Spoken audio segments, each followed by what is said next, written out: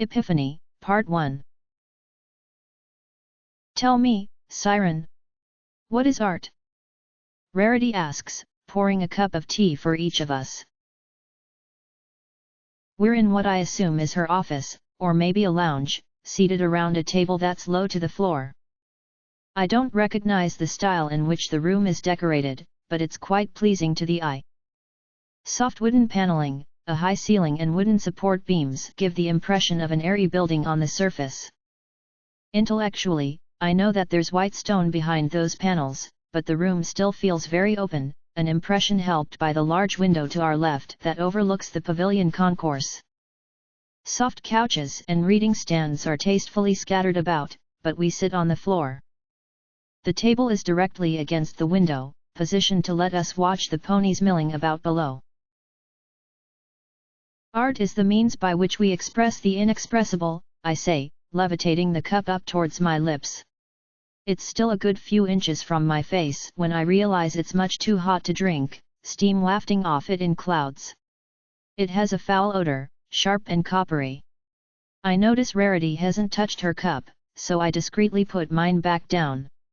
It's how we convey concepts that we can't put into words, emotions, feelings, experiences. A common answer, Rarity replies, her polite tone and that little stiffness in her ears signaling that she considers it to be wrong. She doesn't look upset though. I think it's what she was expecting me to say.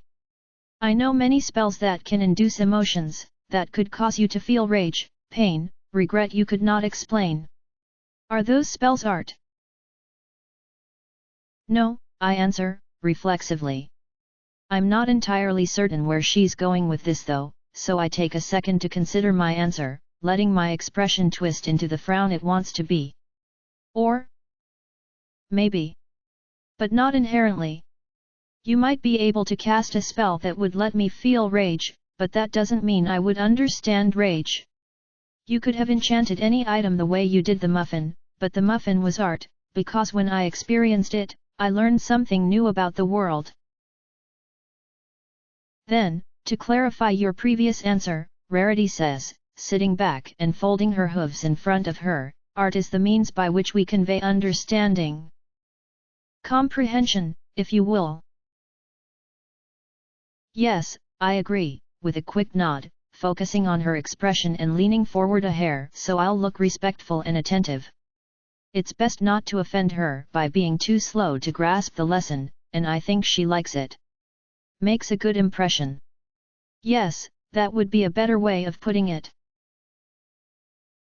It would be, Rarity agrees, with an elegant little nod of her head. But here we see the risk the artist faces, for if her understanding of the world is flawed, so will her creations be flawed. Consider how many generations of writers and painters and sculptors spent their lives trying to convey the transitory nature of beauty. Now, their thesis disproven, they are doomed to be forgotten. She holds her nod, and for a moment, it's like she's bowing her head in mourning to those who came before. When she continues, her tone is firmer, more serious. It was not their skills or their talents that failed them, but their wisdom. They were unenlightened. She lifts her head and she pauses for a moment, lifting her cup of tea to blow across the surface. You have the true gift, Siren. In fact, from how quickly you've grasped all you've seen so far, I suspect you might be a more talented artist than I, she says. She briefly shifts to a more playful tone, adding, unlikely as that seems. With a little nudge of her muzzle my way. I reflexively glance down at the table, blushing faintly, and she eats it up. But, as it stands, she continues, more restrained, you will never produce a true masterpiece like what you saw yesterday. You do not have any wisdom worthy of such a work. Well, if art is conveying understanding, then shouldn't you be able to fix that quickly enough? I ask with a hesitant little smile, and she laughs. It's an absolutely charmed sound, and I follow it up with a titter of my own. Perfect. At this rate, I'll be out of here in a day. Oh, Siren, dear, these things take time. She says with a little shake of her head. But, I suppose I could show you a few pieces. Of course. I nod quickly. It's what she wants to hear, and besides, I kind of do want to learn. She clearly knows what she's doing. How do we begin? Well, first, you should drink your tea, Rarity says, gesturing down at the table. I reach down to take my cup, but I can still feel how hot it is. If it's not scalding, it's close, waves of acrid-smelling steam rising out of the dark liquid. I mutter, glancing between her and the table. Is this some kind of test? Her expression is certainly evaluating, watching me closely to see my reaction. Perhaps in a little while? It's much too hot to drink now. And to be honest, I think it could stand some cream. This particular sort of tea is not served with anything, Siren, and it is taken at this temperature, she says, firm. She gives me a little encouraging smile though, and adds, I promise, you won't be burned. See? She takes a sip of her own tea to demonstrate before putting the cup back down on the table. Hesitantly, I lift the cup to my lips and take a sip. The tea goes down like ice water, freezing and numbing my mouth. It's like a very strong mint, but there's no taste of mint at all, just the penetrating chill and a sudden dryness. It tastes old and stale, flows quicker than water, and burns in my throat like alcohol. I haven't even finished the sip before I start to reflexively gag, dropping the cup and spitting up what little I drank, my barrel shaking with an instinctive cough. Well, Rarity sighs, giving a little disapproving shake of her head. It is an acquired taste.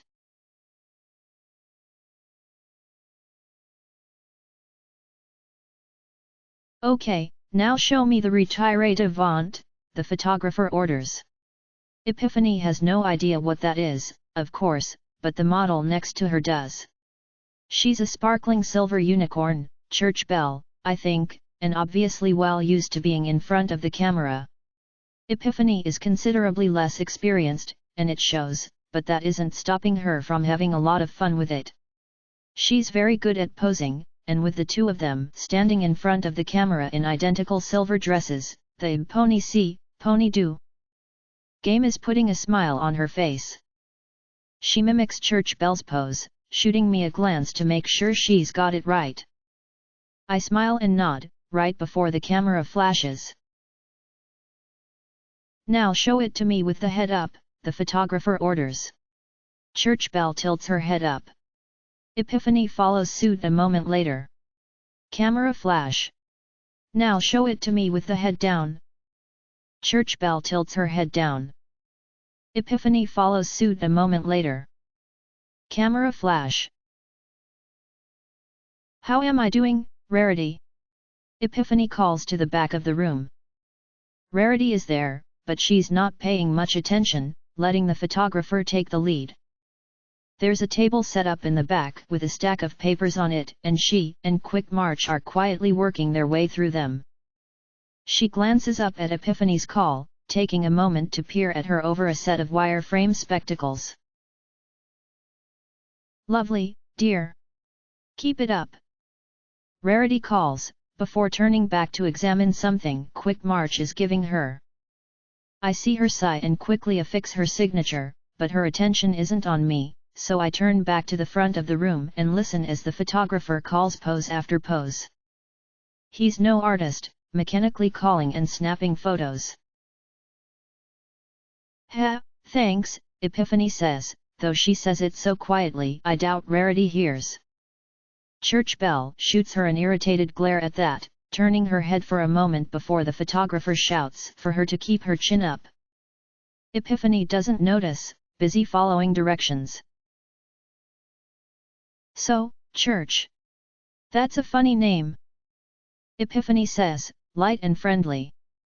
Church belle just mutters something incomprehensible. Have you been modeling for a long time? Yes, she says, trying to end the conversation.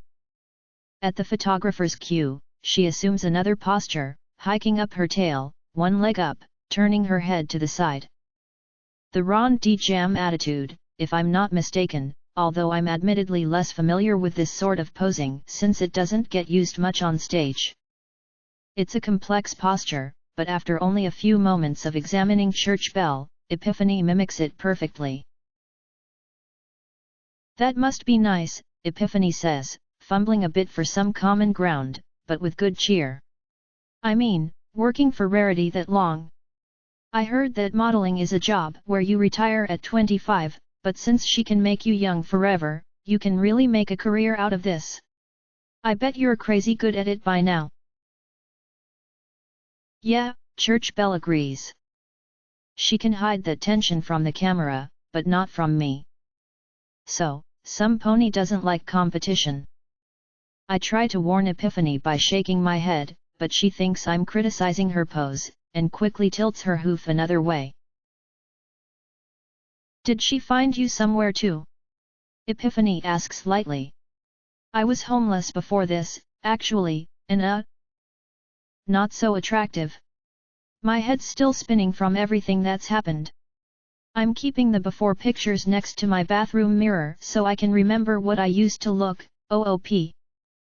She quickly stops talking, smiling just in time for the camera to flash. New pose. No, I wanted to be a model. Church says, putting all four hooves to the ground. That's not the next posture the photographer called. I make one last-ditch effort, waving at Epiphany and making a slashing motion across my throat with a hoof, but she doesn't notice. Oh well, no matter. Oh. Is that a hard job to get? Epiphany asks, and I brace myself. Explosion in 3, 2. Yes. Church Bell snaps, the photographer jumping back a half step. Epiphany jumps as well, stepping away with wide, shocked eyes. Yes, it is a difficult job to get, Epiphany. So just stop talking and do the poses. The photographer glares at Church Bell, drawing a breath. He's about to tear into her, and I actually grin a little in anticipation, but he never gets the chance. Excuse me, Rarity calls from the back, glancing up and adjusting her glasses. The photographer snaps his jaw shut at once, of course. Is there a problem here? Poor Epiphany looks so confused, but I catch her gaze and give her a reassuring shake of the head. Not your fault, I convey with my eyes. A little line in the air with a hoof adds, keep out of it. And she gets me, stepping away. There's nothing for it anyway. Rarity will slap this prima donna down and we can get back to it. Yes, there's a problem here. Church Bell says, moving out of the view of camera and up to Rarity's table. You've got both of us in next month's dress, shooting us side by side. You promised I'd be modeling that. Of course you will, darling. Rarity says, spreading her four hooves wide over the table. Her tone is light and reassuring, but I can hear the strain in her voice. Irritation. But she has to be wearing something for comparison, doesn't she? This way she gets her training, and I can get samples on both of you. And what about the month after that? Church Bell demands, as though Epiphany was intruding on her territory by so much as standing near clothes. It's like she's a dog, growling at an intruder in her cage. Honestly, even a patient director wouldn't let one of their actors take that sort of tone. I'm amazed Rarity is keeping her cool. Well, the dresses for that month haven't been finalized yet. Rarity says casually, folding her hooves back up and keeping her tone non-committal. We'll have to see. Don't think I didn't notice that her coat is the same base color as mine. Church Bell snaps. Wow, possessive much? Not the same clothes, not the same color. Want to try and say that she's breathing the same way you do while you're at it? I smirk a little, but it's mostly to show Epiphany that everything is fine. Can't we just dye my head and legs brown? I can pull off that look. Church bell. Really? Rarity says, fixing her with a stare over the top of her glasses. This is getting a bit childish. Please, resume the exercise.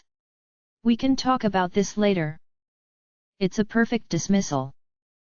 Rarity doesn't look mad or bossy, and she even hides her irritation, showing nothing but stern authority, a perfect get back to work expression. And just like that, Church bell slinks away. She's going to slink away any second now. She's standing there. I can make that dress work, she says, all that anger gone, her voice quiet now. I'm better than her. I am. Oh, Church bell. It's not about which one of you is better. You're co-workers. You should be friends, not rivals.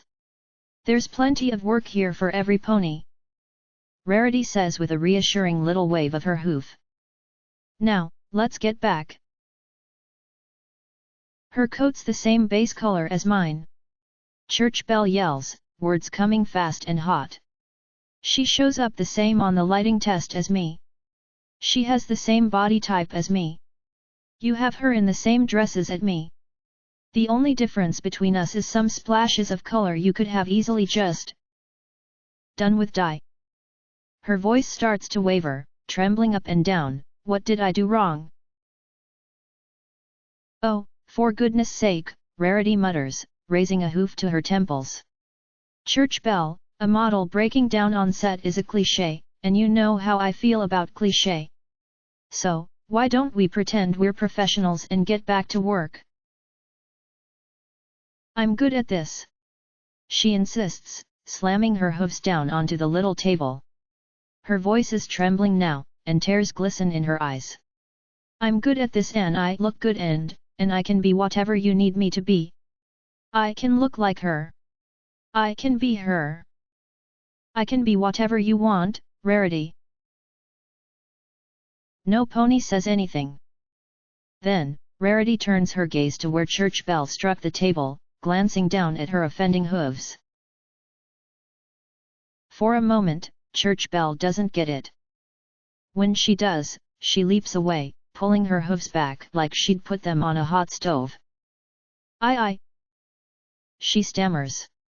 I'm sorry, Rarity. I didn't mean. I'm a very patient pony, Church bell, Rarity says with a faint shake of her head. But there are limits. March, if you would. She can keep the dress. Quick March nods, making a gesture with his hoof in the air. Come here. I don't even see any pony move, but when I look back, there's a pair of Pegasi orderlies on either side of Church bell. I'm sorry, Ms. Bell. He says, but your services will no longer be required.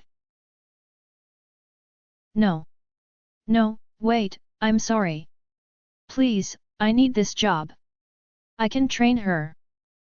Church bell pleads, but Quick March only raises his voice in turn, mechanically talking over her. As per the terms of your contract, you will be required to relinquish any and all pieces of pavilion property which you may have been issued, including your current housing, unless otherwise indicated, to wit, the dress. He rattles the words off in a quick and efficient cadence. The pavilion retains the right to use your image or any modifications therein without prior permission. You do not have the right to reference these works in other jobs or commercial endeavors you may undertake. He continues, raising his voice over the sound of her crying. She's begging, but the words aren't coherent anymore, tears streaming down her face and smudging her makeup.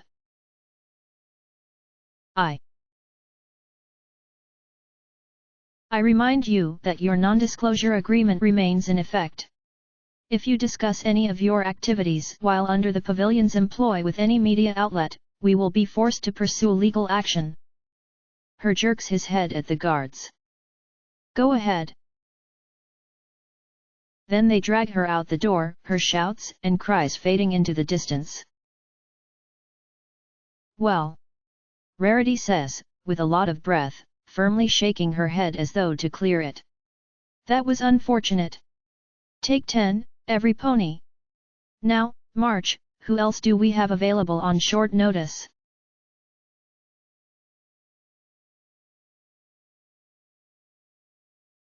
I lift the binoculars, pointing them where Rarity indicates and peering through the window into the concourse. In the distance, I can see Church Bell, trying to get into one of the buildings, but there are 2 guards there who turn her away. She's too far away for me to hear anything, but I can see that she's shouting, pleading. The guard's patience is about to run out. One of them goes for his club, reaching down to take it in his mouth. Then I see another pony walk up to her, pull her away from the guards before it can get out of hoof. It's Epiphany, her leg over Church Bell's shoulder. And right on cue, Rarity says, sipping her tea. Epiphany asked if she could get an advance on her pay, and I suspect she's also stolen some of the more valuable fittings from her room. Enough to ensure that dear church doesn't end up on the street. You? I drop the binoculars, mind reeling. I feel numb, disconnected from it all. She was an actor. In a sense. Call it a command performance. Rarity says with a faint laugh. I'm usually not much for improvisational theater, but this particular piece did come together very nicely. Church Bell learned something about the meaning of compassion and will end up a better pony for it, and Epiphany learned a lesson about the nature of this city she could not have come to accept any other way. She pauses for a moment, to catch my gaze and give me a gentle smile. It's good for Epiphany, and I have to say, I'm quite pleased to get some use out of Church Bell. She's such a dull, predictable creature. Normally when a star model disappoints me, there's nothing I can do but use them for lesser works, but in this case, her unsurprising nature was an asset. She behaved exactly as I thought she would. You set her up too. I sit back, looking up at Rarity with a stupid expression on my face. That was. Yes, dear, quite, Rarity agrees. Drink your tea. I manage to get a sip of it down before my stomach revolts and I can't drink any more. Rarity isn't too upset, but I apologize just to be safe.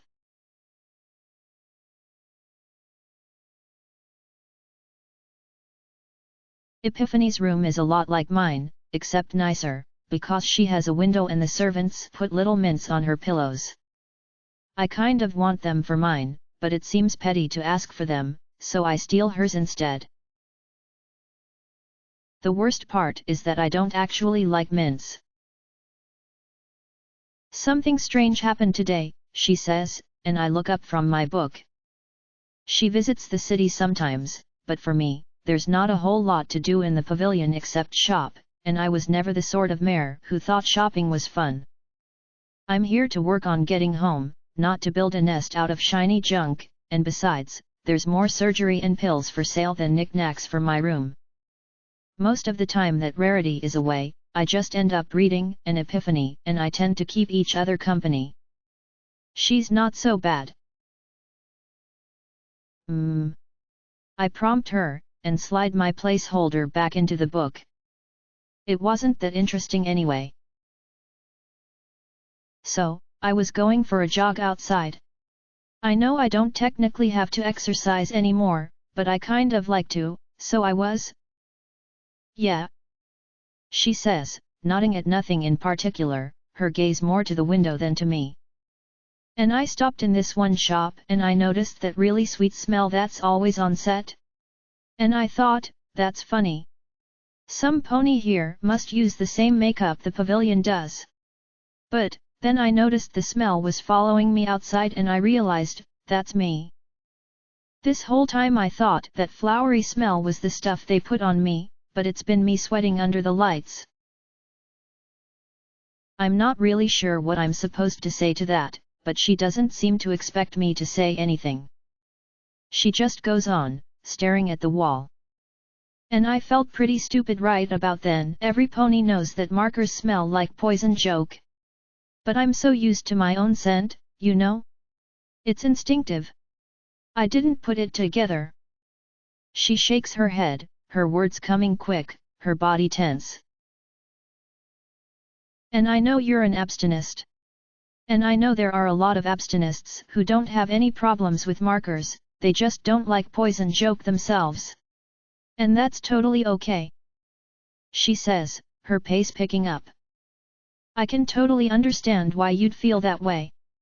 It's only, that one time I gave you a hug, I saw you wrinkle your muzzle and then sneak off to the bathroom first chance, and I thought that was because I smeared makeup on you, but there wasn't really that much of it, so I guess I'm asking.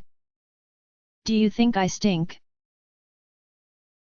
Her room also has a clock. Mine doesn't have a clock. I just tell the servants to wake me up at so-and-so time. I should get a clock so I can tell what time it is when I wake up. The only problem is it would tick. Tick-tock. Tick-tock. Tick-tock. Most ponies stink when they work up a good sweat, Epiphany, I say, selling it with an awkward little smile. Embarrassed by the accusation, but quick to dismiss it. Yeah, she agrees. But, you know. Do you think I stink? I don't think unwashed body funk or I took a bath in perfume are particularly pleasant, I assure her with a little wave of my hoof. Does it really matter which one smells worse? Yeah, but I'm not actually asking how you think I smell, she says. Thanks, Epiphany, I really needed help putting that together.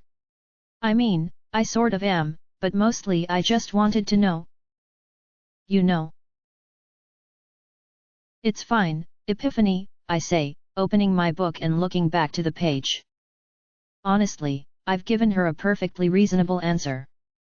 There's no point in letting her pick at it until I happen to stumble upon exactly what she wants me to say. You know that markers don't actually sweat poison joke, right? She asks, like she was clarifying some quick question. You aren't exposed to it by touching us. We smell like it, but the smell in the sweat is just caused by sugar buildup in. I understand, Epiphany. It's all in your heart. I say, keeping my eyes on the book.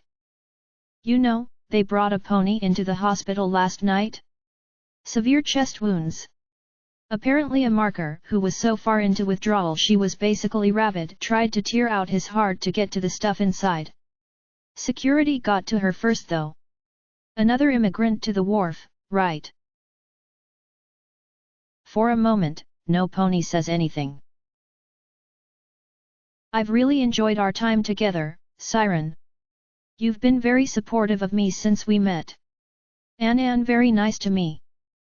She says, gazing down at her hooves. So, you know, she adds. I forgive you.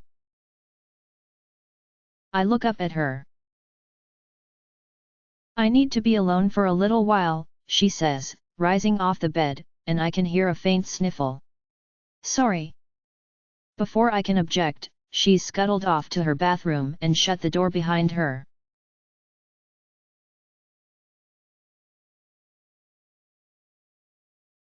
You're uncommonly quiet this week, Rarity says, tilting her head a little and looking across the table at me. Something you want to talk about? We're studying a collection of watercolors. Rarity's work. She doesn't really know the medium well, but they're very different from other works I've seen. They're dark, muddled, full of lurking shapes and regrets.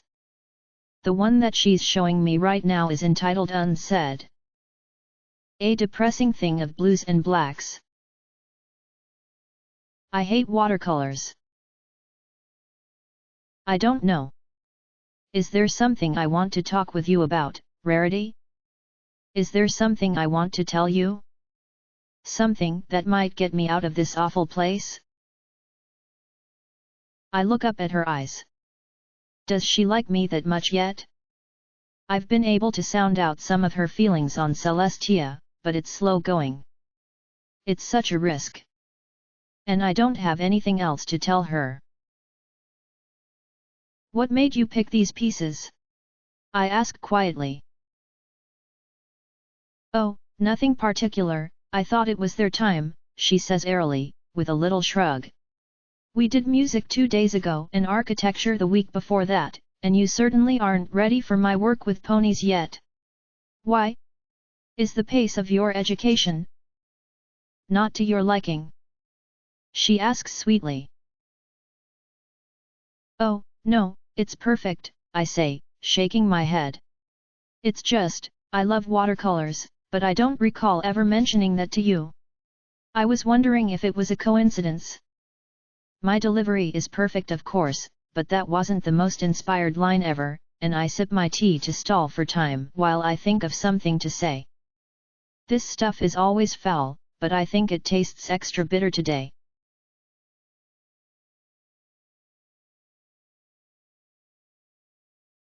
It's Saturday, so the pavilion concourse is packed. The way the guards tell it, ponies with golden tickets start lining up outside the gates at 5 in the morning, determined to get as much as they can out of the day while it's all on Rarity's tab. By the time Epiphany and I show up, every store is mobbed. We're not much for shopping though, and we usually end up going for a walk through the twisting passages or sitting on one of the benches. I've never told her that I can't leave the pavilion, but I think she's put it together. Besides, she says it's nice to be able to wander without worrying we'll stumble onto a bad part of the city. And, you know, I keep her company. I'm a good friend like that. So, I say. Usually she's the one who fills every silence with incessant chatter, but she's been quiet lately for some stupid reason. You wanna talk about something? Sure, she says, with a little shrug. What do you want to talk about? No, I'm good, just. You usually start the conversation. Because you're an irritating box full of small talk. You want to do something? She casts her eyes over at the many stores around us, but no new establishments have materialized in the 5 minutes since she last looked. I'm good relaxing here. Unless there's something you want to do. We could go get some ice cream. I suggest, and she glances towards the little blue earth pony who pulls his ice cream cart around the concourse every morning. At the moment, of course, he's not going anywhere. That line must be half an hour long, she says, shaking her head. Seems a bit of a wait. Yeah, I agree, turning my head down to the floor. Then I look back up.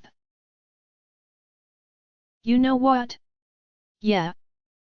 I agree, scrambling off the bench and kicking a little enthusiasm into my voice.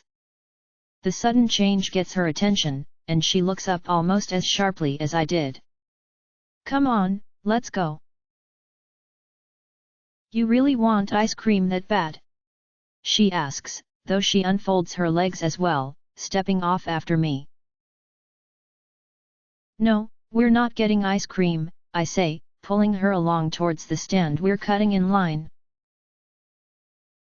Wait, what? She asks, eyes refocusing on me.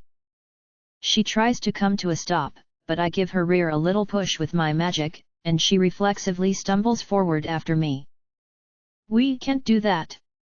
All those ponies have been waiting forever. It's rude. That's what makes it fun. We won't hold them up long. Come on. I say, but this time, she grinds her hooves into the ground, not letting me pull her along. Siren, I'm serious, she insists, trying to get my attention, to get me to meet her gaze. Those ponies have been waiting forever. If we cut in line they'll beat us to death. You can't do that. I pause, glancing at her, at her braced hooves. Once an earth pony digs in any sense of the phrase, there's no point in trying to push them. No matter though. There are subtler ways I can play this. But you can ask, right? I point out playfully, and she gives me a confused look. You can ask some pony if you can have their place in line. That's okay, right? Siren. You can't. You can, I say, gesturing out towards the line. Epiphany, you're not dumpster diving anymore. You don't have to scurry around like you're worried about security busting you for loitering. Act like you own the building and ponies will treat you like you do. She's clearly not getting it, so I shake my head. Fine. You can stay here then. I'm going. I say, and I turn and trot off without her. Trotting, any second now. Come on. Siren, wait. Right. I slow my pace a little to let her catch me, but don't stop, pulling her along with my presence towards the line. Siren, this really isn't okay. She insists as we reach the far end of the line, trotting right past it towards the front. Look, let's just wait in the back end. Excuse me, I call sweetly, picking a promising candidate out of the line. Second from the front. An athletic unicorn stallion, blue with a silver mane. His real cutie mark is a yellow bolt of lightning, and a field of stars adorns his left cheek. He's wearing a belt, but it's ill-fitting, too tight around his barrel, and I spot one of Rarity's charitable little tickets tucked into the side. I'm guessing he was not that toned this morning and hasn't had time to, as it were, adjust his standards. He turns at the sound of my voice, and looks at the two of us. I'm so sorry to interrupt, I say politely, careful to add a little amused kick to my tone. But my friend noticed you from across the way. Epiphany couldn't play her part better if she was trying, her blush and nervous glance downwards open to interpretation. Somehow, I don't think embarrassed about cutting in line is the interpretation he'll settle on. I know you've been waiting a long time, but, could we have your place in line? We've just been on our hooves all day, and, well, you know. While he's struggling to string two words together, the line advances a step ahead of him, and suddenly there's an open space in front of us. The vendor shoots the three of us an impatient look, nailing the stallion to the spot with his gaze. Like I wasn't already doing that. Yeah. He blurts out, spastically stepping out of the way, his legs jerked into motion. Sure, go ahead. No, Siren, Epiphany tries to object. Oh, don't be silly. Say hello. I insist, keeping the theme rolling. 2, please. Vanilla and strawberry. I say to the vendor, pretending I don't notice Epiphany's blushing glance at the line behind us or at the stallion beside her. Thanks, she stammers, nervously meeting his eyes. I'm Epiphany, by the way. Dynamo, he introduces himself. So? What brings you here? Oh, I work here. I'm a model, actually. She says, letting out a nervous little laugh. I give the vendor the money and levitate the 2 cones alongside me. So, what do you? Oh, gosh, Epiphany, we should be on our way, I say. Splitting my levitation between 3 objects takes a bit of doing, but I manage to give her a little shove, and she obligingly steps out of line and after me. Say goodbye. Oh, what, but, she stammers, and on cue, the next pony in line steps between her and Dynamo. Thanks.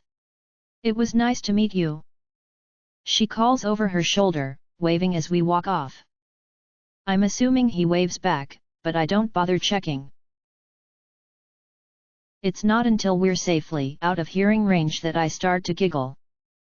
Epiphany makes it easy, blushing like nothing else. I'd swear I could feel the heat radiating off her ears. That was not funny. She insists, and it only makes me laugh harder. You enjoyed it, I tease her, taking a lick of my ice cream cone. Strawberry is good.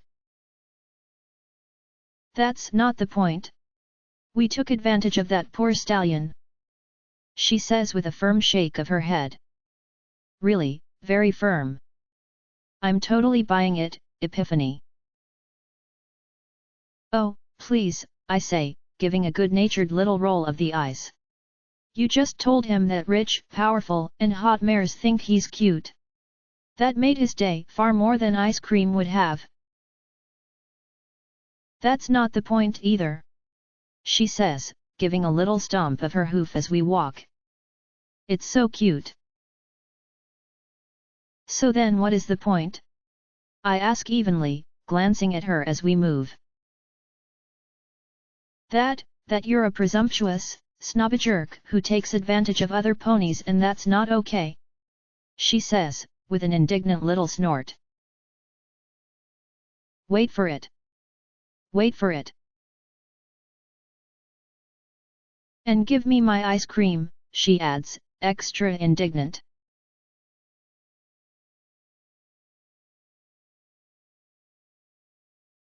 Epiphany has seemed rather different lately.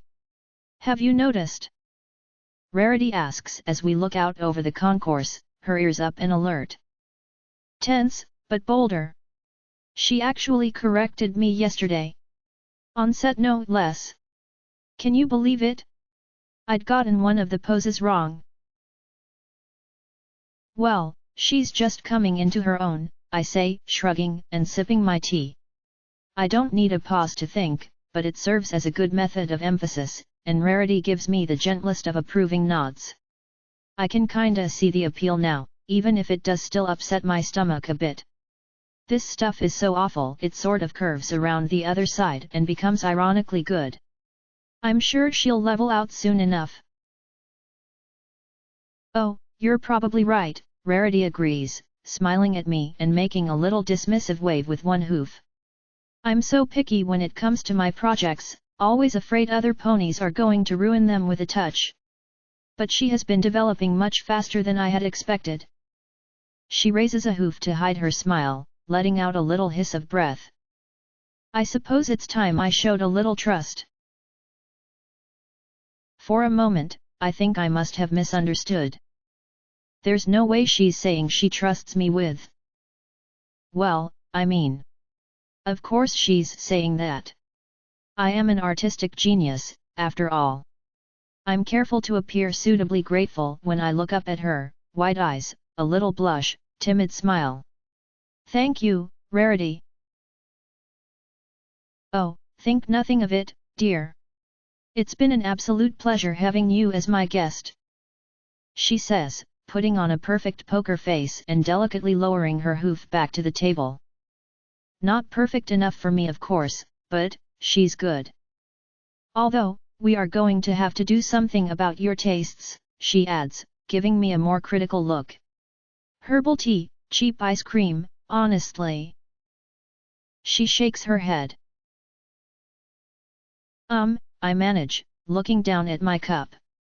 How do I play this? She seemed happy with me a moment ago. Right.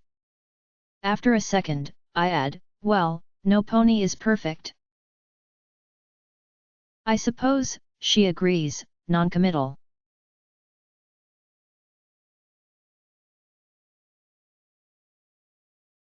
Let me out. Let me out, you stupid, worthless mules. Green bellows, the sound carrying down the hall, echoing out from her little door. Y'all know what's gonna happen? Trixie is gonna bowl over this whole place, and she'll kill all of you. She's gonna bust me out of here, and I'm gonna watch y'all dance in the air. You hear me? I'll string you up from the rafters. For a moment, there's silence. The nurse and guard look at me, faces worn, indifferent to it all. I'm sorry, she calls out, her voice carrying down the hallway. I can hear that it's strained, weak, wavering up and down as though threatening to cry. The rural accent is suddenly gone too, replaced with those clean Canterlot intonations. I'm sorry. I'm sorry. I didn't mean to threaten you. I'm just having a little trouble dealing with this right now. Please, can you untie me? I promise I won't run away. I just want to stretch my legs. The guards, of course, say nothing. Okay. Okay, you don't have to untie me. Can we just take the blindfold off? Please? I've been wearing it so long, I'm starting to think I'm actually blind. The guard and nurse say nothing. Fine. Up yours. She screams, and I hear the metal bed frame rattling inside. She's been like that all day, the guard says, quiet enough that Green won't hear him. We could sedate her, but we've given her a lot of drugs already this week, and the attending thought it was worth seeing if she'd shout herself out eventually. She was functional when she came in here, I say, glancing at the nurse. Do markers usually degrade this fast? Oh, goodness no. That takes months or years. She answers, shaking her head. If she's this bad, she was always this bad, she just hid it. Probably the reason we're seeing it now is because she's under stress. Widens the cracks, you know? We make sure she gets to walk around a bit each day, but the last time we let her up, she tried to gore an orderly with her horn. You understand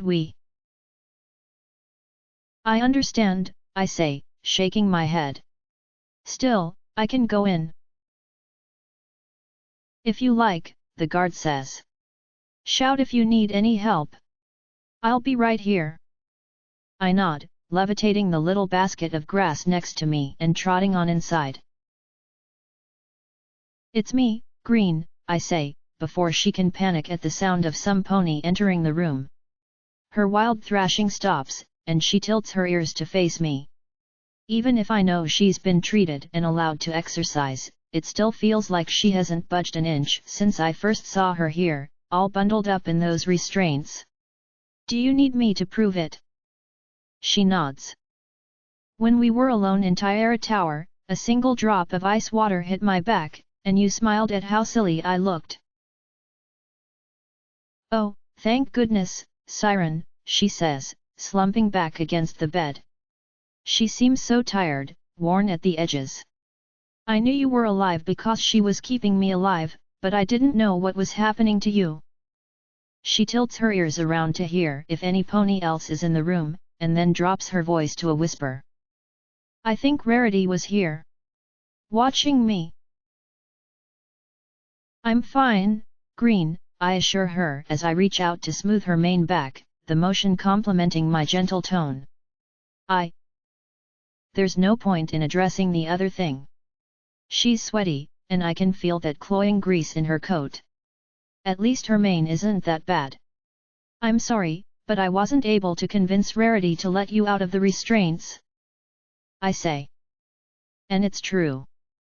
Rarity would never have said yes to that in a million years, so not asking her doesn't really do any harm. This way, I build up some goodwill with her, and we both get out of here sooner. It's fine. I brought you some grass though. Real food. I can keep you company for a bit. Is she here? Green asks, weak and fearful. You should go. She won't like if she knows you're here. You need to. It's fine, Green, I say, pressing a hoof against her sides. She wraps her legs around mine, holding tight to me. You don't need to talk. Okay? I'm here. Siren, please, she says, and even though she can't see, she turns her blindfolded eyes to face me. Sweetheart, you need to get out of. I don't have to visit you, you know. I snap, just to make a point. It's a good point too. Getting all worked up over this will not help her recovery. She needs to calm down for her own good. I got it the first time, okay? Stop harping on it.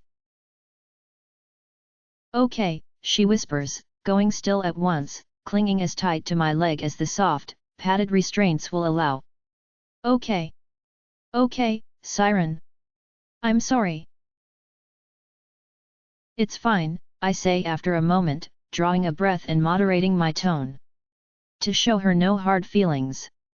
It's fine. You just need to keep calm. I'll have you out of here soon.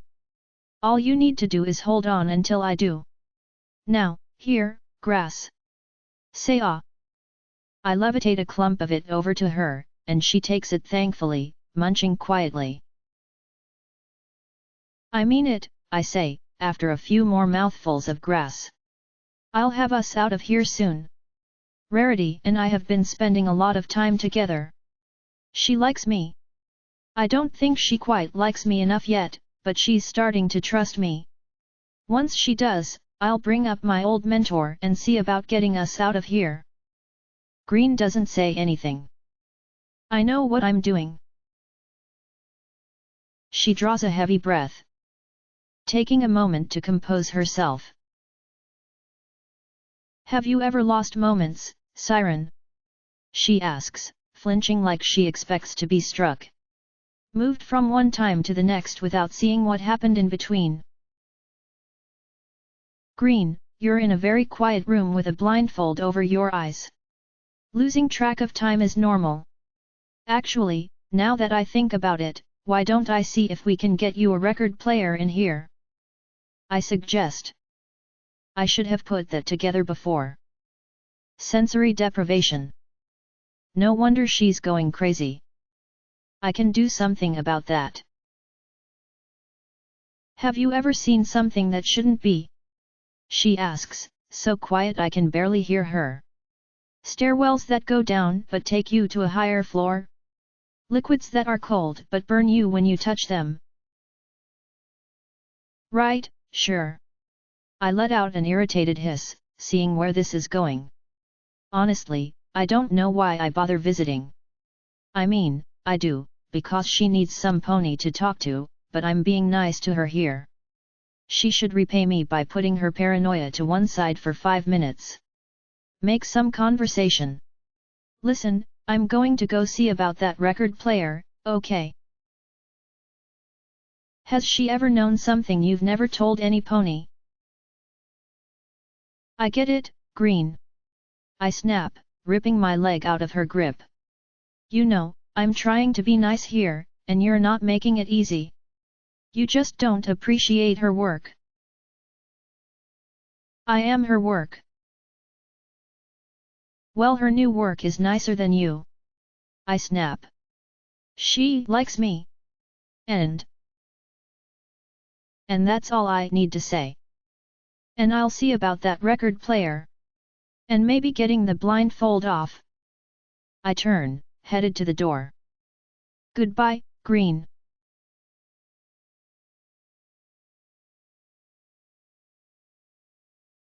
MPH. Epiphany starts, reflexively spitting her sip back up into her cup. She actually gags, rushing to the bathroom to hack over the sink, and it's only after I hear her rinse her mouth out that she speaks. Oh, pony feathers! Siren, how can you drink that? It tastes like something died in my mouth. After rolling around in industrial waste. You get used to it, I say, sitting back on my bed. There's a pile of books on the end table, along with a teapot and 2 cups. The books are mostly portfolios of dresses from Equestria and artificial cutie marks from Vision. All Rarity's work, of course. I want to impress her when next we meet. It's got a really distinctive flavor. Have you considered the possibility that you only think that because it's killed all your taste buds? She asks, stepping back out of the bathroom to join me. She's not much for art. She has a book on posture instead. I'm teaching her how to strut. You don't get it, I say with a shrug. It's about understanding. You experience her work, and it teaches you something about the world. So precisely, what do you learn from bad tea? She asks, moving to the bedside and picking up her book, laying it out on the covers and opening it to her page. That real beauty takes time to learn to appreciate, I say, taking another sip and paging through some pictures of Rarity's gowns. Sounds snobby, Epiphany observes with a frown. So if you don't like her tea, you're not good enough to look at her art. It's not like that. I shake my head.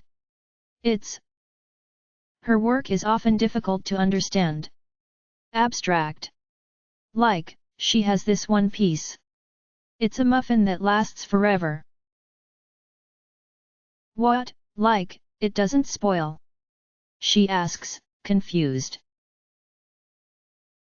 No, I say, making a wide, sweeping gesture with both forehooves. Like, no matter how much you eat it, it's never gone. You can take a bite, but the muffin remains. So, at first glance, it's just a magical pastry, but when you think about it, it's a take that to every piece that's been written about how beauty decays and you need to come to terms with the passage of time. It's her way of saying that some work really is eternal. Wait, hold on. It actually lasts forever? Like, it is an infinite amount of muffin? She asks, narrowing her eyes at me, trying to puzzle it out. There's no reason you can't eat it. Right. That's the point. I say, gesturing to make my words clear, my tone bright and enthusiastic. It doesn't lose any value with use. It's a statement about the nature of time and our place in history. That's not what I'm getting from it. She frowns. Oh, come on, you haven't even seen it, I insist. What do you think it means? I think my art is more important than you starving to death, she says, with a disapproving little shake of her head. I stammer. It should have occurred to me that she really just doesn't get art. Trying to explain it was a mistake. Whoa. Where did that come from? I ask, putting a little disbelief into my voice. Not offended, but shocked, and I shake my head. I don't think a pony in your position can really criticize Rarity for not doing enough to help the city. Besides, the city produces plenty of food. I don't think a muffin is going to make the difference. She starts, looking up at me. Then she stops, closing her mouth and pausing for a moment. You know what? You're right. I'm sorry. Why don't you help me practice this? You need to be more aloof, I say, turning back to my book. I haven't even started yet. She says, annoyed, but not really annoyed. She knows I'm right. And you're not even looking at me. And? You always look like you care what other ponies think. It makes them respect you less. I say. Just try to look a little bit more aware of how pretty you are compared to them. Pretentious jerk, she grumbles. Says the pony practicing strutting, I reply.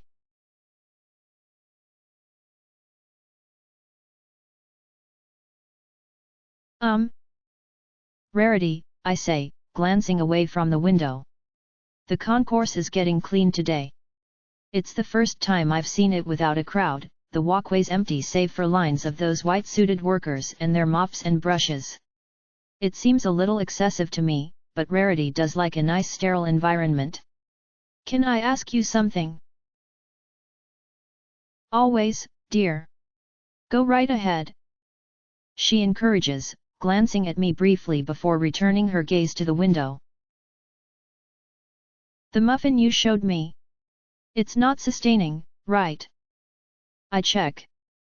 She glances at me again, this time with a puzzled expression. That is, I assumed it was when I first saw it, but I've been thinking it over recently. Once, I saw an illusionist conjure a feast, and you could eat it and touch it, but it wasn't actually food and you couldn't survive on it. That's how the muffin works, right? It's some clever enchantment. Siren, we were having such a relaxing chat. Why did you have to go and spoil it by reminding me who you're related to? She asks with a curt little sigh. Her ears fold back a little, and her mouth folds into a tight line, like she just tasted something sour. Oh, no. No, I didn't mean. Okay, think fast, Siren. Not her. Not that. I was just wondering about the piece. I can't keep it out of my head, you know? Wondering what other works you might have to show me. Of course, Rarity agrees, her voice flat, not so much as glancing my way. Well then, to answer your question, no. It's quite real in every way. So, to make sure I understand, you could feed a room full of starving ponies with it. Right. I check, glancing down at the table. As a hypothetical.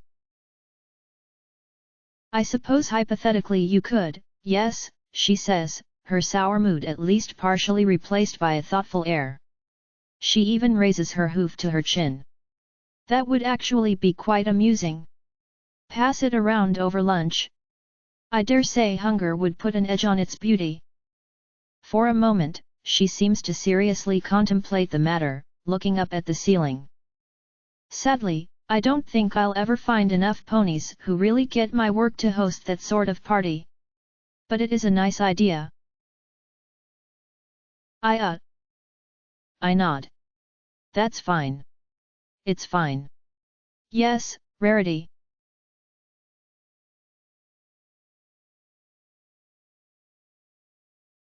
I'm so out of shape, I say, wheezing and huffing as I make my way up yet another stairwell. It's not true, of course. I'm in great shape. That shape is just small and cute instead of optimized for physical labor. Like lugging heavy objects up all these stupid stairs. Epiphany. You'd better be up here. I am, she calls back, although I mentally groan at how far above me she is. We're in the center of the concourse, in the big structure in the middle that supports all the tram rails. I have no idea what Epiphany is doing up here, but one of the guards saw her come this way, so 5 stupid flights of stairs later, here I am. A unicorn. Lugging heavy objects for an earth pony. Ugh. Up here at the top. Yeah, thanks. By the time I reach her, I'm sweating and panting, and I'm not too proud to admit my knees are shaking a little.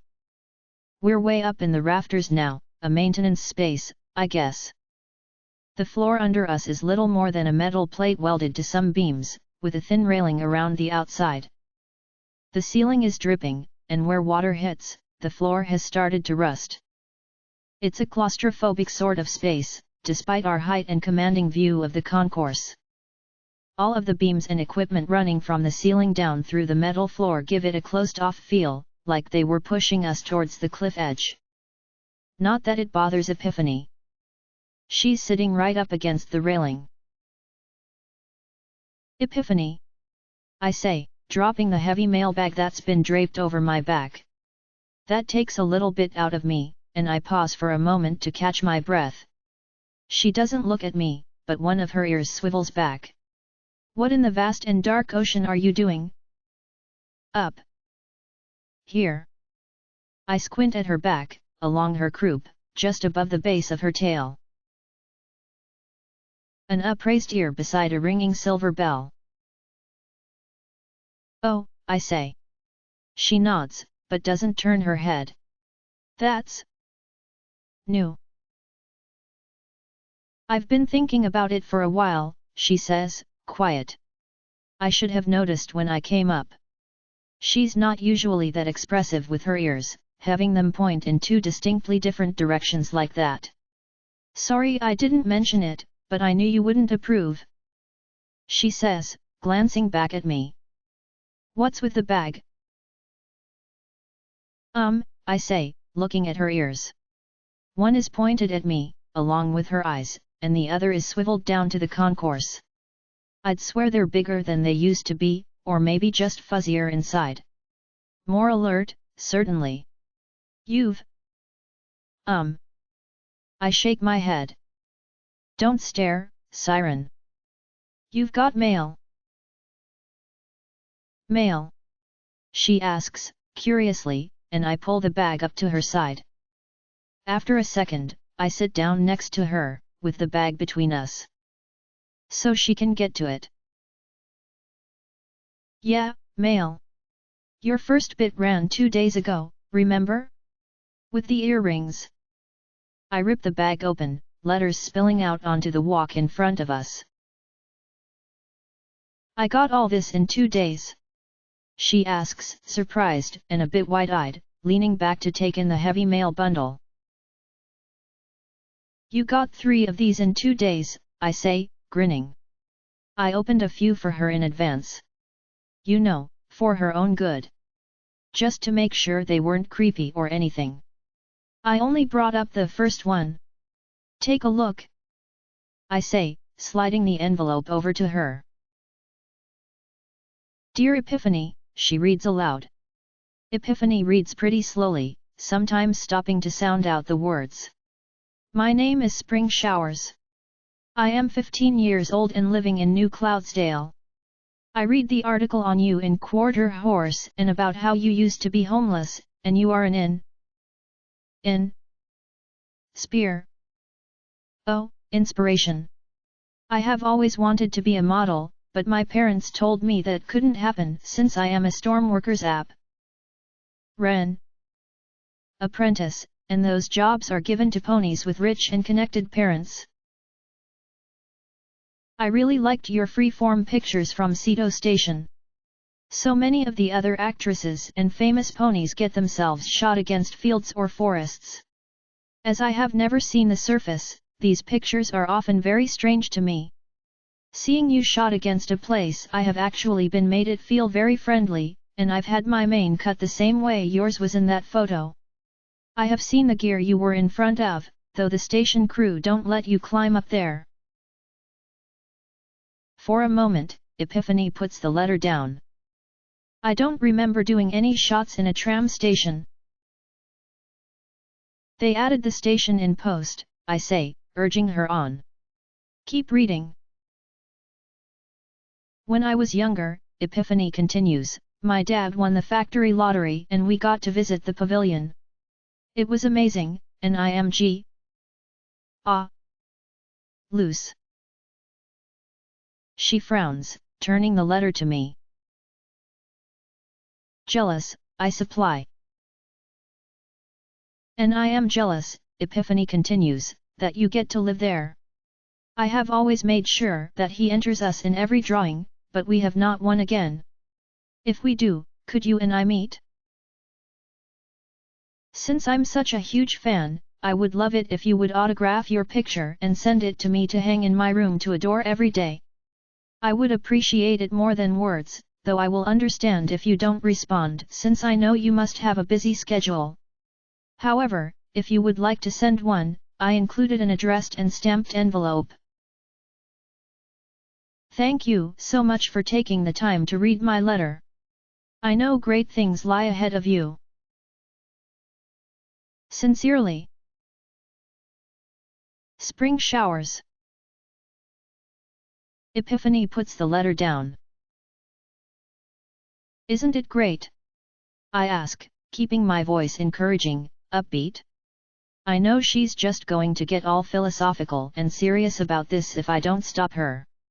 As is, she's probably going to be one of those celebrities who actually answers every piece of mail. They're all like that. Fillies think you're an inspiration, mares are glad their daughters have some pony virtuous to look up to instead of shallow pop idols, and what colts and stallions think of you is probably better left unsaid. I blush a little when I say it, but come on, it's true. I'll bet you there's a marriage proposal in that bag. Why would she write this? Epiphany asks, and right on cue, I hear her getting all serious. Time to nip that in the bud. Oh, relax. It's not actually all that personal. I used to get these from time to time when I lived in Equestria. My acting career was a little hotter. She needs some pony to look up to, and you've got an inspiring life story. But, I don't. Epiphany insists, getting agitated. I didn't do anything to earn this position. Rarity gave it to me. Spring Shower's parents are right. Rarity treats being a model as a prize to give away to ponies she likes. There's no way to get the job except for her to like you, or for one of her friends to like you. The one mare I've met who actually worked hard to get here was fired on my third day. She shouts. Whoa, calm down, I say, raising a hoof. I was expecting her to take it a little rough at first, but not that bad. What's wrong with you today? What's wrong is that a storm worker, a filly who probably spends 10 hours a day jumping up and down on storm clouds to make lighting, feels that she needs to wish me well. She needs to wish me good luck. I should be thanking her for thinking I'm pretty, and she wants to build a shrine to me. Epiphany yells, her voice and pitch rising as one. That's messed up. Okay, no more fan mail. I say, turning the bag away from her. That wasn't even one of the creepy ones. Just relax. It's one teenage filly. She got overly excited probably. Epiphany snaps, her tail lashing to and fro. She turns away from me, ears focusing back down on the pavilion. I'm going to let this silence hang a bit. No need to go poking at that. Sorry. She shouts, in one of the most angry apologies I've ever heard. She draws in a breath, letting it out through her nose. Sorry. She repeats, voice still tense, but she's trying to force some calm into it. Her whole body is stiff, and even with her head turned away, I can tell she's glaring down at the concourse. It's okay, I say gently. I reach out with my magic, sweeping the other letters back into the bag and tying it up. I'm sorry. I didn't mean to upset you. I thought you'd be excited. You always like it when ponies come up to you in the concourse. She sighs, shaking her head. I didn't mean to make you drag that bag up the stairs. You didn't. I just was excited. I say, turning down to the floor. And it wasn't that heavy. For a while, there's quiet. Well, not really, the station clocks are ticking and the building rattles whenever a tram arrives and the lights hum and pulse, but there's always so much mechanical noise and vision that you learn to filter it out. I guess I got used to it, and now I don't even hear it. I bet she hears it really well though. Right. Doesn't the tram bother you? I ask. She looks up, and I catch her eyes. The screech when it comes into the station. Oh. Yeah. She nods. Yeah, that's pretty loud. It doesn't hurt though. It's just annoying. Oh. Cool. I say. So yeah. Nice view up here. How'd you find this place? Siren, I appreciate that you're trying to be nice to me, she says, her voice strained. She briefly shuts her eyes and shakes her head. But you're obviously really uncomfortable and… Look, I know how you feel about mantles. You don't have to pretend. I know you know. But… It's here and you're suddenly really upset and I can't help but feel those two are related. I say, and I sell it. It's not a stock pose, but I'm good like that. Turn that stiff tone into a sweet big sister sort of vibe. It's subtle, but it's there. So, if you want to talk about what's wrong, I can listen. She doesn't say anything for some time, turning her gaze back to the concourse in front of us. I like listening to ponies. When she finally speaks, her voice is quiet. I mean, I lived in a box. I begged a bit, dumpster dived, but for the most part, not a lot to do except listen to what ponies out on the street are saying. It was relaxing. Particularly when I was hungry and needed to take my mind off it. I've really missed that since I came here. The pony at the shop said this would let me hear every conversation in the concourse at once. Can you? I ask, and she laughs, shaking her head. Not really, no. But I can make out individual conversations, as long as they're talking a little loudly. She says, adding, or sitting on the southwest lower level. The acoustics there seem to be a bit better. She's adding it to avoid talking about something else. She does like her small talk. And what do they talk about? I ask. Some of them are happy to be here, she says, quietly. Some of them are nervous, trying to get as much out of it as they can, since they know they won't come here again. But none of them really think it's going to make their lives better, you know? They think they get a really nice weekend, or a chance to grab a bunch of free stuff, and then it's back to the status quo. And do we ever see the same pony twice? It's a question, but it's rhetorical, her words coming too quick for an answer. The stallions who come up to me in the crowd. I just liked that they thought I was pretty. Her tail lashes back and forth as she talks, her tone growing strained. It was very flattering. But that's not it at all. That's not going to be their day, it's going to be their month, their year. Remember the time I went there and that mare who was so far out of my league said hello to me? They'll brag to their friends about it. Every pony idolizes this place as this beautiful center of culture, but I'm not sure it actually helps any pony.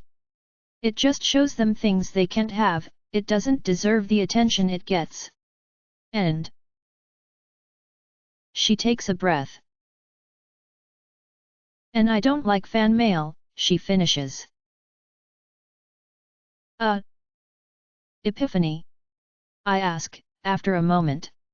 She's really emotional and has obviously been hit by a lot of things at once, and markers are not really known for mental stability in general, so this is probably nothing, in fact almost certainly nothing, but just to check. You aren't thinking of doing anything stupid, are you? She turns, and I catch her gaze. No. Of course not.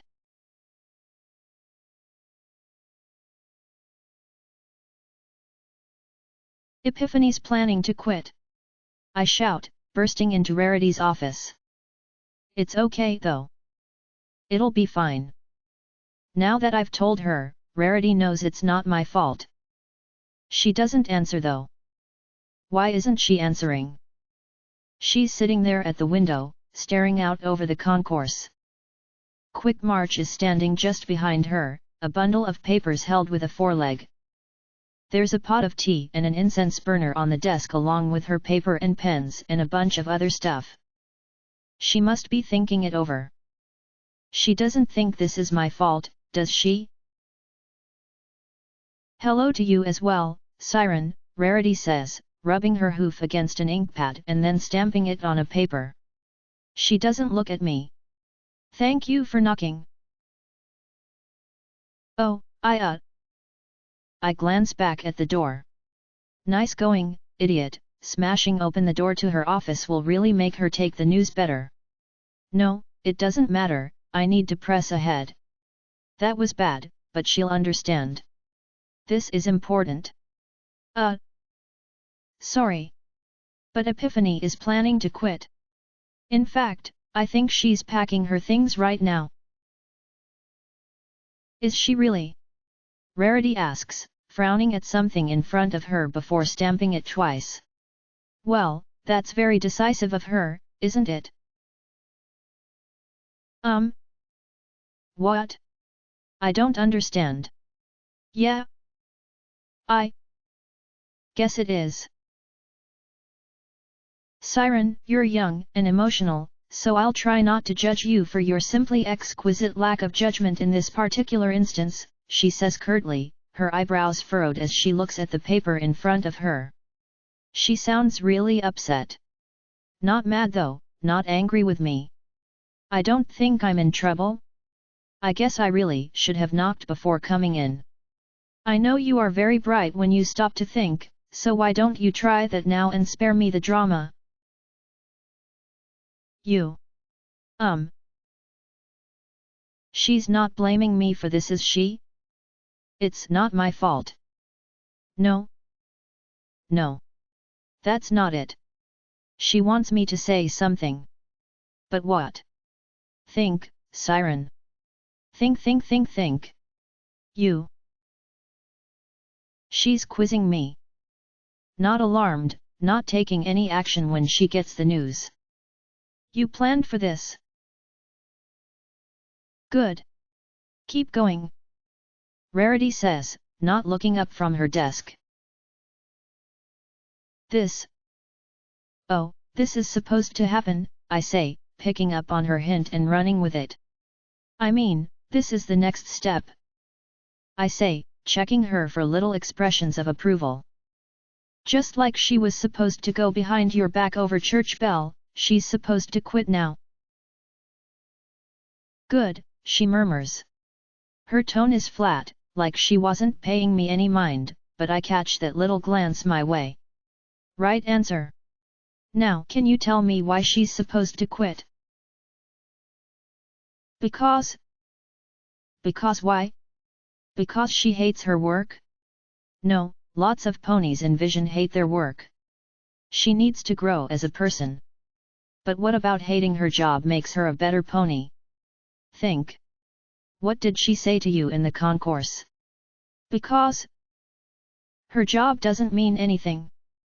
I say it without thinking, I can't insult Rarity's work like that.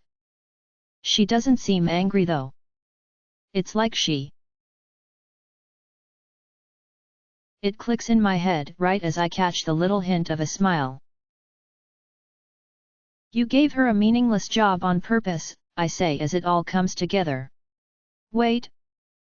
You didn't just do that. You gave her a meaningless job and the power to see what's wrong with, oh, that's clever. That's brilliant. I shout, as all the last few weeks suddenly fall into place. Even better, I'm not in any trouble. You also really messed up the last pony who offended you, and you made a point of doing it in front of her. It's a test of bravery. She has to give up all of this and risk incurring your wrath just to be a good pony. She's going to risk everything just for a chance to do the right thing. I'm actually getting a little excited, seeing it all come together this way. This is the big finale, isn't it? Oh. Yes. It is. She says, drawing out a pause between each word and finishing the sentence by slamming her hoof down on the desk, whirling her head up to look at me. The noise makes me leap back, and then she's on her hooves, springing across the room to cover the distance, sweeping me up with a leg and turning me around like we were dancing. Today is the day Epiphany takes that last step.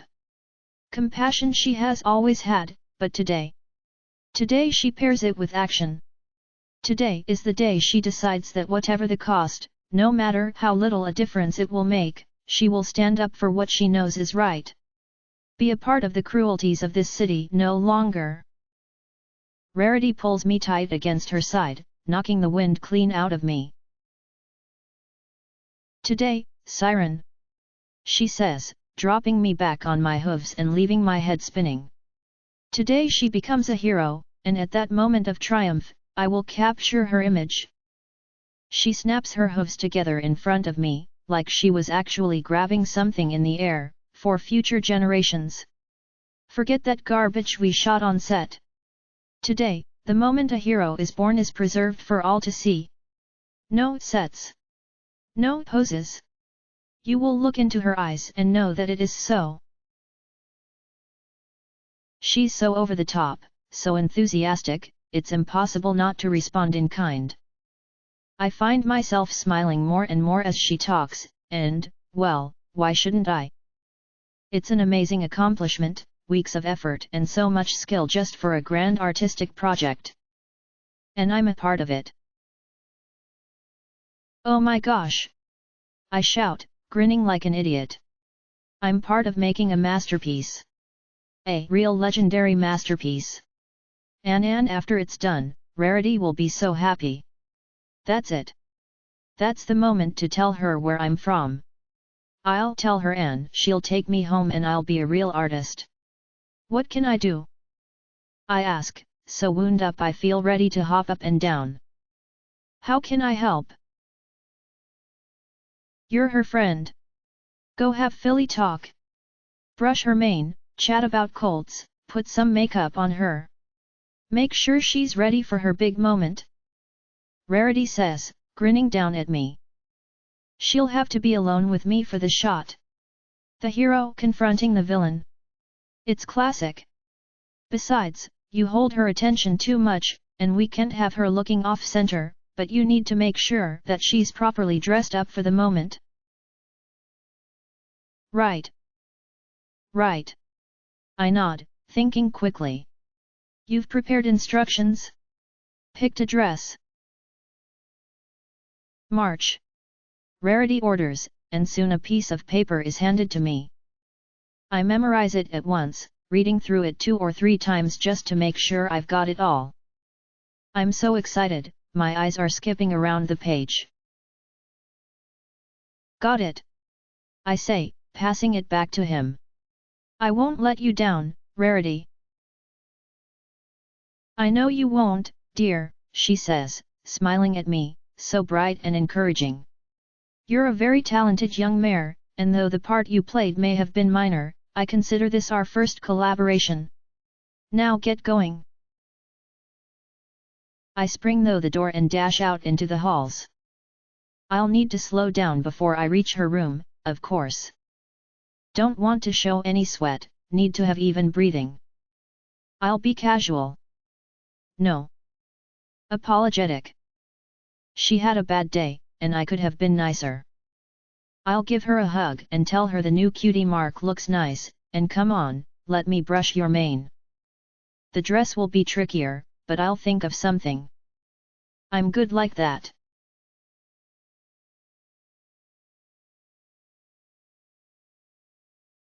It all goes so quickly. I find Epiphany, make small talk, play dress up. Of course, she's nervous. She actually goes out of her way to discreetly drop into the conversation that she can survive out in the city on her own. It's so cute. She doesn't want to tell me because she thinks I'll try to talk her out of it, but she doesn't want me to be worried about her. I'm pretty sure she's actually planning to try to sneak off in the middle of the night instead of telling any pony, which doesn't strike me as very heroic, but I'm sure Rarity's accounted for that. It seems like I've barely gotten her in the dress before Quick March calls me away on some pretext. It's going to happen in the reflecting room, which makes sense. Where else could you get a pony to stand right in the middle of a million cameras and stage lights without them wondering if something might be up? Most of the equipment is already there, but Rarity fiddles with it up to the last moment, cleaning, adjusting lights and mirrors, tinkering with the cameras, putting her personal touches on every detail. Then Quick March gets her attention from across the room and she shouts, "Out, out!" He rushes for the exit, and I'm dragged along with him. For a moment, I catch Rarity watching me go, see her encouraging smile, and then the doors to the reflecting room close behind us. We don't go far, just down the hall and around 2 corners so we'll be safely out of sight of the main corridor. There's a door there, and when Quick March holds it open for me, I can see it leads to a small lounge or a waiting room or something. chairs and a table and carpet. Go ahead, he says, gesturing me in with a forehoof. It's clear he doesn't intend to follow me though, his attention on the hallway. I'll let you know when Ms. Rarity needs you. Can't I wait out here with you? I ask. No, I insist. I'm the apprentice here. I'm not going to be shuffled off like a foal sitting at the little table. He thinks about it for a moment, and then lets the door swing shut. Very well, he nods. But you must be absolutely quiet. Not a sound. You understand? Yes, of course, I say, and move to stand next to him as he waits. He's not doing anything, just looking around the corner and waiting for Rarity to call us. The halls are quiet, not a sound but the ever-beating lights. I feel so tense, so wound up. This is it. Okay, I'll need to think of what to say to her. I start to open my mouth, but Quick March fixes me with a sharp stare, and I snap it shut. Shoot, no talking to myself. Maybe I should have taken the room. No. Have your dignity, Siren. Just run it through in your head. Right. Right. First, context. Be honest with yourself, you've been stalling on telling Rarity who you really are, but that's fine. It's perfect even. Today's the day she really accepts you as her protégé, starts to trust you. Besides, with how moody she is, it only makes sense to tell her after she's gotten some really big bit of good news. Oh, but you can't just blurt it out. It'll look like I'm trying to use her genius for petty personal gain. I need to make it clear that I love her work and that I'm telling her because it's time. But what am I telling her? That I'm Princess Celestia's student. That I ran away from Equestria to study art and got shipwrecked here. No, that I ran away from Equestria searching for the elements of harmony and got shipwrecked here. Yeah, that's just as flattering but a little more plausible. That I was afraid to tell her because of how the city feels about Celestia, but that I know I can trust her now. No, better. That I thought there was nothing good in the city, but she showed me things no pony ever has before. That I want to stay but I'm worried about the ponies at home, and that I know the princess misses her. Yeah, that's the stuff. Older mare, no foals, eager to take on an apprentice. Hit her hard with the cute young mare routine and then follow it up with a knockout blow right in the nostalgia. And, it's true, isn't it? She's brilliant. And more than that, she's different. No pony in Equestria would ever produce art like hers. It's so sharp, so unforgiving and stark. Like Griffin art, a bit, but with a distinctly equine feel. I could be the one to bring that style to Equestria. Ponies would go crazy for it. Not that I'll forget Vision, of course. It's an awful, horrible place, but I owe it to the ponies here to convince Celestia to come and help them. I can mend that fence, the ponies who want to leave can leave, others can arrive. Rarity can hang Trixie and put the city back in order.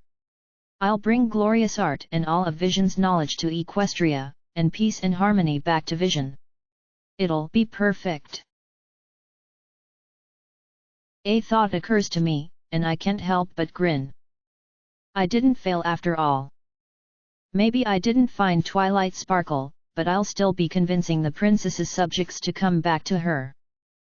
I'll still be mending that old wound. And I'll have done it all on my own. That's what Celestia's student should be. An artist and a diplomat. It'll be wonderful. I can't wait. Of course. I have to wait. And wait. And wait. What is taking so long? Is Epiphany just being slow and making her entrance? Is Rarity taking her time to build up the moment? Is she doing additional pictures? It didn't go wrong, did it? It feels like I've been pacing in the hallway for hours before I hear the distinctive whine of unicorn magic, and then a clatter of flashbulbs, dozens of them all going off at once. That's it, it's time. I leap forward, but Quick March blocks me with a leg across my chest. Why? That's it. It's done, I say, trying to maneuver around him. He's faster than I am though, and between a leg and a wing, he just about turns me in place, and I don't go anywhere. Not until Rarity calls for us, he says, and no amount of argument will persuade him. And then there's nothing to do but pace, back and forth in the side halls. I try to sneak around Quick March but he won't have it, making me just stand there until I think I'm about to go crazy. Then, I hear the door swing open, and Rarity's voice. I have done it, she calls, and I'm down the hall like a racing Pegasus. The double doors to the reflecting room are open, and she stands in the doorway, mane wild and out of place. She's panting for breath, her brow sweaty like she'd just finished a long physical effort, but she's grinning ear to ear. I almost stop, but she gracefully steps to one side to let me pass, and I slide in. It's gorgeous. After a second, I realize that my mouth has fallen open, but it's perfect. All the reflecting plates in the room now show Epiphany's image from a different angle, that moment captured in all its wondrous perfection. One shot that shows that tension in her body, one that emphasizes the little tremble in her throat, one that shows the set in her jaw. You feel her fear just looking at them, and you know that she'll overcome it. But not a single picture shows her eyes. That honor is reserved for the center of the room, for the carving in the middle of all these pictures. It's made of crystal, a statue so perfect it's like I stumbled into the crystal empire.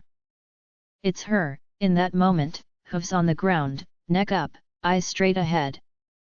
It's the finest statue I've ever seen, and when the light catches the crystal and shines up through those eyes, it's like I can hear her taking that stand, that final trembling breath before she said no. The statue is even in a mock-up of her actual dress, though it's torn a little in places.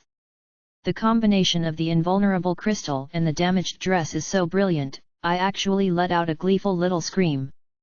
Just looking at it, it's obvious that the pony inside is what really matters, and that the things around her are only that, things. Oh my goodness, yes!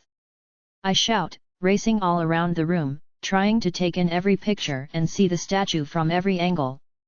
I've never even heard of anything like this. The framing, the setup, the medium. You're a genius. Oh, and from a technical perspective, the presentation. I could write a book just on how you've used mixed materials. My voice cracks a little and I don't care. I didn't even know it was possible to work with imperial crystal. It's possible, she says, with a laugh and a wide grin, though only for the most powerful unicorns, and I detest using such an exotic material for lesser works. I practice with glass. You don't know how gratifying it is to hear you say that, Siren. I was starting to think that my work would never be appreciated in its own time. It is very impressive, Ms. Rarity, Quick March says, and even he sounds a little taken with it. Excited, even. It's the first time I've seen him smile, and he's grinning like a teenage colt who just got his first kiss. I'm glad to see you took my suggestion about handling. Yes. Yes, thank you, March. I had my doubts but the dress worked out beautifully. She says, wound up but so excited. I just went with what seemed right. Of course, I had to enchant it to hold that position after. That's what kept me so long. Can't have it tearing or shifting in the slightest. Took a bit of doing, but it will always hold that shape even if it gets ruffled. You did that now? No wonder you're exhausted. I say, stepping up and giving the dress a gentle nudge, watching it slide back into place, exactly as it was in that moment. Is it invulnerable as well? And the glass? I ask, lifting the fabric to inspect it. If you're going to move it, it should. The sigh of fabric. A thump of impact. Something hits the ground below the statue. Rolls to bump against my hooves. A little bottle of water. I look at it. How did that get there? Rarity asks, puzzled, stepping up beside me and picking up the bottle. Well, no matter. As long as it was touching the dress, it should. She murmurs, watching as it picks itself back up and vanishes under the fabric. It only takes a moment for it to tuck itself away again, and for the dress to return to its original shape. Yes, there we go. But how did you not? I draw a deep breath, but I can't seem to get any air. It's hot in here, very hot, and stale, and stagnant and bright, and it's hard to breathe and much too bright. My legs have gone all stiff and my barrel is tight and I can't seem to move my tail and my belt is too tight and it's too hot. It's fine. It's fine. You know what ponies have? Flaws. That's right. Scars and moles and little rough patches. And this statue does not have any. No, it does not. It doesn't have that thing. That Epiphany had. I don't remember it, but that's not important. Still can't get any air. Siren, dear. Rarity says, reaching out to put a hoof on my shoulder. What's wrong? I look at Rarity.